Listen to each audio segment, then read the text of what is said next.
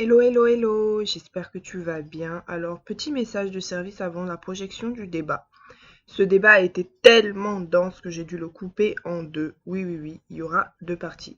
Donc la première partie va s'attaquer en fait aux dynamiques qui ont fait que le sport est si tendance aujourd'hui. Pourquoi est-ce que tout le monde fait du sport alors qu'il y a 10 ans, voilà quoi, c'était pas trop notre truc. Et puis la deuxième partie, on va un peu plus parler de pourquoi c'est important de faire du sport pour soi. Quelles sont les conséquences du sport sur soi-même? Bah bien sûr, autre que physique, hein, parce qu'on connaît, hein, si c'est avoir un gros boule, on sait comment faire. Allez, ciao, bonne séance. Bisous. Dans cette décision de prise en charge, une fois exclu irréversiblement le statut colonial. Bonjour à tous et à toutes et bienvenue sur le podcast Toumnitaba. Je suis Laurine Amel, je serai votre hôte. Toumnitaba se veut un échange de créativité, d'échange de réflexion pour la jeunesse afro-descendante. Ici, nous vous offrons des débats sur des sujets d'actualité qui nous intéressent tous. Aujourd'hui, je suis accompagnée de Jay et d'Alassane. Bonjour Jay. Salut. Bonjour Alassane. Salut. Est-ce que vous pourriez vous présenter en deux mots pour nos spectateurs? Je te laisse commencer. Donc moi, je m'appelle Jay, je suis coach sportif donc depuis 7 ans. Je suis responsable d'une salle de sport et accessoirement athlète de bodybuilding. Voilà.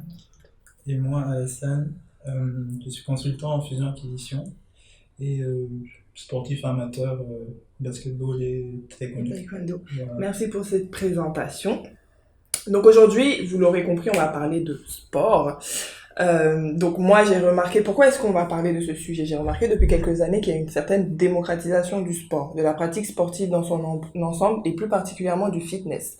Et du coup je me posais la première question que je vais vous poser aussi, c'est pourquoi est-ce que de plus en plus les gens font du sport, que ce soit homme ou femme d'ailleurs, c'est dans toutes les couches sociales et tous les genres, pourquoi est-ce qu'on fait de plus en plus de sport? Est-ce que c'est juste une tendance comme beaucoup d'autres choses ou est-ce qu'il y a quelque chose à creuser dans le fond? Je te demande d'abord à toi, Thierry. Je pense qu'il y a une démocratisation du sport, clairement, parce que même les slogans à la télé, manger, bouger, etc., par rapport à l'alimentation qu'on peut avoir de nos jours, par rapport au mode de vie que les gens ont maintenant, en fait, le fait que on travaille de plus en plus, voilà, gagner bien sa vie, et donc potentiellement avoir un bon physique qui suit finalement, pour être vieux plus longtemps. Et donc, voilà, pour vivre plus longtemps, tout simplement. Donc, le sport a aidé à ça. Et aussi, après, je pense que les marques, etc., se servent de ça, que ce soit l'alimentation ou les marques en général. C'est vrai que j'ai remarqué aussi qu'avant, les salles de sport, elles étaient moins accessibles, même niveau prix, hein. C'était pour les couches sociales un peu plus. Puis de plus en plus, on a tout ce qui est les marques que tout le monde connaît de salles de sport qui se sont démocratisées. Et toi, Alassane, qu'est-ce que tu en penses? Moi, je pense qu'il y a un peu des deux. Il y a un effet mode, parce que, en fait, quand on voit les pubs, comme tu disais, les stars, les influenceurs, c'est vrai. Et même les coachs qui sont très sur Insta aussi, qui montrent que voilà, en faisant ça, on peut avoir une bonne morphologie, être jeune plus longtemps, etc. Mais je pense qu'aussi il y a aussi ce côté où à un moment donné on se rend compte que si je prends soin de mon corps, ce sera bénéfique pour moi-même. Et c'est pas un effet de mode pour le coup. Moi, je suis d'accord sans être d'accord avec toi dans le sens où c'est vrai que tout le monde se rend compte que c'est bon pour la santé, il y a un effet self-care, mais j'ai l'impression que le self-care, c'est aussi devenu une mode.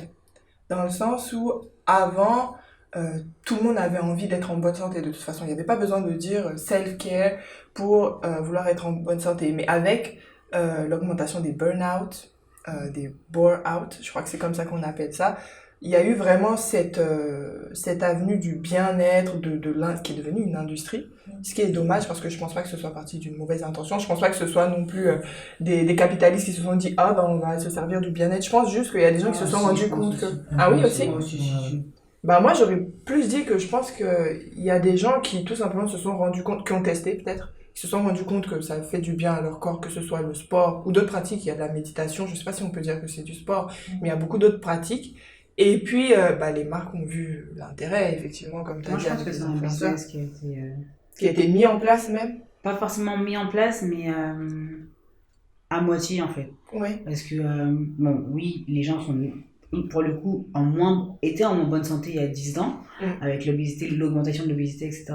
Et donc, le sport s'est démocratisé. Sauf que, avec ça, en fait, je pense que ils ont vu le jackpot dans ça, dans le sens où maintenant, bah, l'alimentation, le bio, il y a le bio pour la santé, il y a l'alimentation moins de sucre, moins de sel, le light, etc. Et en fait, je pense qu'à un moment donné, l'industrie, tu vois, agroalimentaire a commencé à stagner dans le sens où, bah, c'est bon, on a fait du coca, on a fait des mauvaises choses, on a fait ceci, bon, maintenant, on fait quoi, les gars? On fait rien de nouveau? Ah, il y a le light qui est arrivé, ok, on va faire plein de light. Ok, il y a le bio maintenant qui est à la mode. Ok, on va faire plein de bio. Maintenant, c'est la mode du quoi? C'est du végétalien, végétal. Vegan, Donc, voilà, etc. vegan. Donc là, ils surfent sur ça en fait. Donc vraiment un renouveau, mais ça, il y a un business derrière en fait. Pour nous. Sinon, même les industries pharmaceutiques. Oui, voilà, tout ce qui est c'est compléments vrai, c'est vrai. Compléments alimentaires, etc. Les stéroïdes, hein. C'est un peu comme si on avait créé un problème, enfin on nous avait créé un problème C'est pour ça. nous proposer une solution. Bah, c'est toujours comme ça de toute façon. C'est Et comme ça qu'on crée les aides. écoute, c'est vrai. Mais bon, still, je pense qu'il y a quand même du bon à en sortir. Et du coup, par rapport à vous plus personnellement, quelle est votre histoire du sport? Comment est-ce que c'est venu?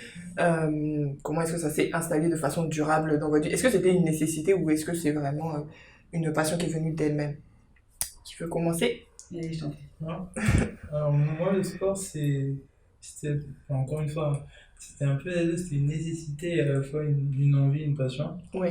J'ai d'abord commencé par le foot, même si ça ne se voit plus aujourd'hui, parce que le foot, c'est... Tout le monde commence par voilà, le tout foot. le monde commence par le foot. Si tu veux avoir des amis, il faut que tu saches jouer au foot. C'est ça. Mais moi, j'étais toujours en défense. Je me sentais pas dans le jeu, en fait. Ok. Je me suis jamais senti dans le jeu. C'était celui qui savait pas jouer au foot, donc il allait en défense. Soit il était pas en défense, mais il était au goal. Et donc, Dieu a fait que, voilà, avec mon cousin, on a commencé à jouer au basket ensemble, dans un club. Et le basket, c'était différent. Il y avait plus cette cohésion-là. Quand on allait en attaque, on allait tous en attaque ensemble. Quand on défendait tous ensemble. C'est vrai. Et ça, c'était aussi en même temps, il y avait ça, et il y avait aussi le fait que j'étais bon là-dedans, tout simplement. Ouais, c'est vrai que si t'es nul dedans, ça va être compliqué. Et ça avait rien à voir avec le foot, et c'est là où le basket c'est devenu, après la maison et l'école, c'était mon troisième lieu que je fréquentais le plus, le terrain de basket. Mais du coup, quelle place ça a dans ta vie actuellement? Est-ce qu'il y a des moments où tu fais des longues périodes sans sport? Ou est-ce que c'est devenu un réflexe? En fait, les périodes que je fais sans faire de basket, je me sens pas très bien en général. Ah oui, quand même. Parce que c'était devenu une habitude pour moi de faire du basket. Quand je suis arrivé en France, j'ai joué pour l'équipe de l'université Paris-Dauphine. Quand j'étais en alternance chez BNP, j'ai joué avec Pour BNP, pour l'équipe. Et même là, actuellement, chez EY, je joue avec EY. Ah oui, Donc, ok. c'est quand même, moi, ça, de tout le temps, depuis que je suis petit, quoi, depuis mon enfance, ça a tout le temps régulé mon Donc toi, quotidien, ça quoi. n'a rien à voir avec la mode. Donc, C'est pas pour là, c'est ton vraiment, corps. voilà, là, c'est vraiment pas pour mon corps, mais c'est vraiment pour. Ça fait partie de mon quotidien. C'est comme me lever, manger, me coucher. Vas-y donc. C'est mon quotidien. Et toi, Jay? Moi, j'ai toujours fait du sport, donc depuis que je suis toute petite, j'ai toujours fait du sport. J'ai fait du taekwondo, de la danse, de la danse contemporaine, de l'athlétisme, enfin, voilà, plein de sports. Et en fait, ça c'était un kiff et je savais très bien que je voulais travailler dans le sport. Mais à la base, je voulais être kiné sportif, je sais pas pourquoi. Et par la suite, en fait, en grandissant, adolescence, etc., bah, je me dis que je me suis dit que j'avais toujours fait du sport, mais j'avais jamais eu le corps que je voulais vraiment. Ah, C'est qu'en ouais. gros, ok, je fais du sport, ok, après j'ai fait 6 ans de boxe, et ok, je sais me battre, mais en fait, j'ai toujours du ventre, en fait, j'ai pas le physique, pour moi, d'une athlète, genre en gros, comme on peut voir sur les réseaux, à la télé, elle a des abdos de ouf, elle a des cuisses de ouf. C'est Pourquoi moi je fais autant de sport? Parce que je m'entraînais genre 3 fois par semaine, tu vois. Plus enfin voilà, et je me disais, mais il faut faire quoi de plus? Et je me suis intéressée à cette problématique-là. Pourquoi? Parce qu'en fait, je me suis dit, oui, c'est bien beau d'aller au sport, mais à un moment donné, quand je me fais taper sur la gueule pendant 2 heures à la boxe pour pas avoir en plus le corps que je veux. Enfin, voilà. Ouais, voilà. Voilà, il y a un petit peu de ça dedans et je me disais, bon, je me suis intéressée à cette problématique-là. Pourquoi, comment? Et en fait, j'ai entamé le processus alimentaire. Professionnellement, moi, je me suis dirigée vers cette branche-là, donc le fitness, la remise en forme. Et je savais que je voulais être coach sportif. Et au fur et à mesure, je me suis intéressée à l'alimentation, au sport. Et là, j'ai vu que c'était primordial finalement. Ça ne pouvait pas aller l'un sans l'autre, en tout cas quand on veut un résultat physique. Voilà. Moi, je veux dire que je suis pas. Je le suis un petit peu, mais je suis moins partisan du sport bien-être mental. Ça va avec, c'est sûr. Mais voilà, comme j'ai dit, si je n'ai pas le corps que je veux à côté. Oui, c'est un objectif à toi, t'as le droit d'avoir cet objectif. C'est ça, c'est en gros à quoi ça sert. Moi, je me suis. Enfin voilà. Oui. Des fois, t'es devant la télé et voilà, je me dis, en fait, je n'ai pas trop envie d'aller à la salle. Enfin, pas à la salle, mais en tout cas, un entraînement de boxe ou quoi. Mais par contre, si je sais que c'est un objectif physique, après, je vais peut-être plus kiffer mon corps, plus m'aimer, etc. Là, ça me motive plus à sortir de ma zone de confort, en fait. C'est le résultat que tu vois tout de suite. Voilà, c'est ça. Moi, c'est super intéressant ce que tu dis parce que moi, ça a été complètement le contraire. Moi, comme je vous ai dit juste avant l'enregistrement, j'ai fait du basket. J'ai commencé, je pense, à 14 ans, 15 ans, je sais plus. Et j'ai très vite monté. Je suis allée à des niveaux assez quasiment pro, etc. Et à ce moment-là, c'était vraiment une passion. Tu vois, c'est là que j'avais un objectif. Quand j'ai arrêté le basket, pour reprendre mon objectif, ça a été physique. C'est-à-dire, au début, j'avais l'objectif de je veux m'amuser, j'aime le sport, je veux gagner des matchs, faire des tournois, etc. Donc vraiment, purement le jeu du basket. Et quand j'ai repris, c'était pour mon corps, prendre du poids déjà pour ma santé, et puis aussi parce que je voulais me sentir fraîche, clairement. Tu vois. Mais moi, contrairement à toi, j'arrivais plus à m'accrocher au premier objectif du jeu, qui était ludique en fait, qu'à m'accrocher à un objectif qui ne me concernait que moi. Ce qui est assez bizarre parce qu'au final, on se dit, quand tu travailles, en guillemets, pour toi seulement, ça devrait plus te convenir. Mais étrangement, pas du tout. En fait, il y avait des fois où je me disais, non, aujourd'hui, je suis motivée. Pendant une semaine, je suis motivée. Et après, devant le miroir, je vais me dire, oh, finalement, mon corps, il est pas mal. Je vais me contenter de ça. Alors qu'au fond de moi, j'ai pas de problème avec mon corps. Je sais que voilà, je suis bien comme ça, mais je peux être mieux. J'aimerais être mieux. Pourquoi pas? Mais cet objectif-là, franchement, on est vraiment pas sur la même longueur d'onde parce que moi, j'ai vraiment du mal, tu vois. Parce que moi, je pense que c'est parce que tu te sens bien déjà tout court. Maintenant. Oui, aussi. Alors que moi, je me sentais pas forcément bien. C'est-à-dire qu'au bout de 6 ans de boxe, c'était cool. J'étais musclé, on va dire, mais sauf que j'étais, comme on peut dire, masculine. C'est-à-dire qu'avec la boxe, en fait, ça développe énormément les épaules, et surtout les épaules, en fait. Et pour une fille, voilà, normalement,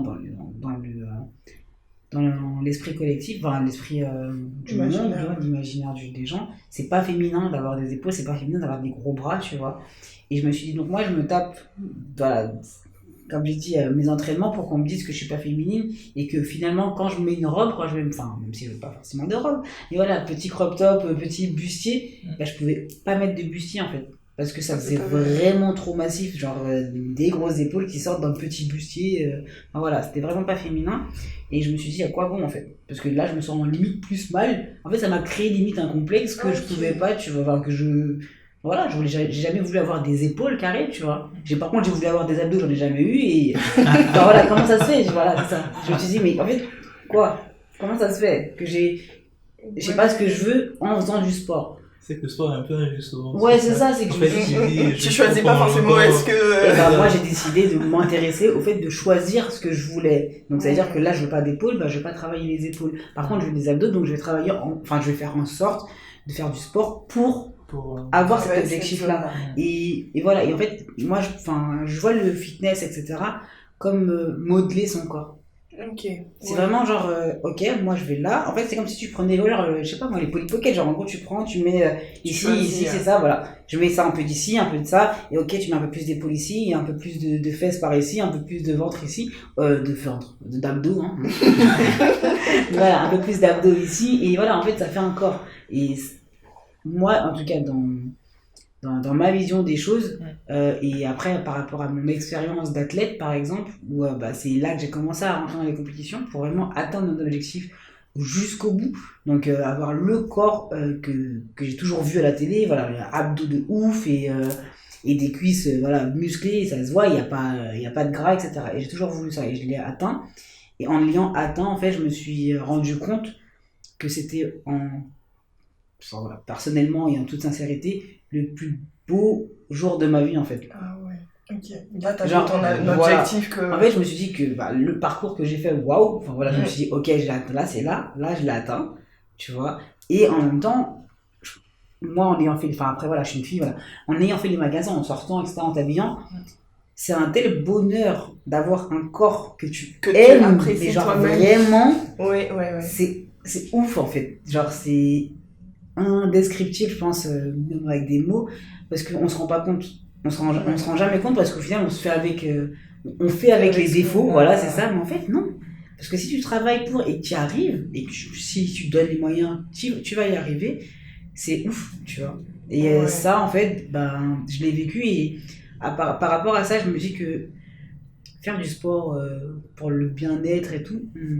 Tu préfères en fait, choisir cet objectif. Ouais, parce que finalement, moi, c'est tous les jours que je suis heureuse si j'ai le corps que j'aime. Ouais. Genre, dès le matin, je me regarde, moi, je kiffe, tu vois. Enfin, voilà, mais c'est vrai, tu vois, et... Non, et t'as tout à fait raison. C'est ça, en fait, c'est ce truc-là qui fait que, ok, t'es heureux, mais pas trop. Mais heureux, pourquoi t'es pas trop heureux, tu vois? Et mon corps, il est pas bien, mais travail, en fait. C'est vrai que moi, j'avais pas... Enfin, c'est vrai que j'avais pas de mal-être. Je pense que ça dépendait d'où j'étais, parce que bon, ça n'a pas grand-chose à voir avec le sport, mais quand j'ai grandi, quand je faisais du basket, j'étais au Burkina Faso, j'ai grandi là-bas. Et là-bas, on va dire, l'idéal féminin a beaucoup plus de forme que moi, tu vois. Donc, j'étais un peu marginalisée. Effectivement, quand j'ai fait du basket, j'avais des épaules. Comme je suis mince, en fait, dès que t'as des épaules, ça se voit. Et mes bras aussi sortaient, etc. Et à ce moment-là, j'aimais trop le basket pour me dire je vais arrêter à cause de ça. Quand je suis arrivée en France, l'idéal de féminin était mince, tu vois. Et d'un coup, je rentrais dans les normes et je me suis dit, oh bah c'est bon. Voilà, c'est ça. Donc je me suis dit, bon bah finalement, mon corps il est pas si mal et je me contente de ça. Mais c'est vrai que quand t'en parles comme ça, je vois bien que moi j'ai eu la chance de ne me concentrer que ce sur quoi j'aime, parce que mon corps n'était pas un problème à ce moment-là, tu vois. Mais j'ai une petite remarque. Il y a que les filles qui parlent du côté physique. C'est vraiment symptomatique du fait que nous, le sport, il a un côté de bien-être physique dans le sens comment je me vois. Alors que par exemple, le seul homme, il n'a pas... Je pense que les hommes aussi, ils ont ça aussi qui est important. Ouais. Tu sais, quand on se dit Summer Body 2020, tu vois.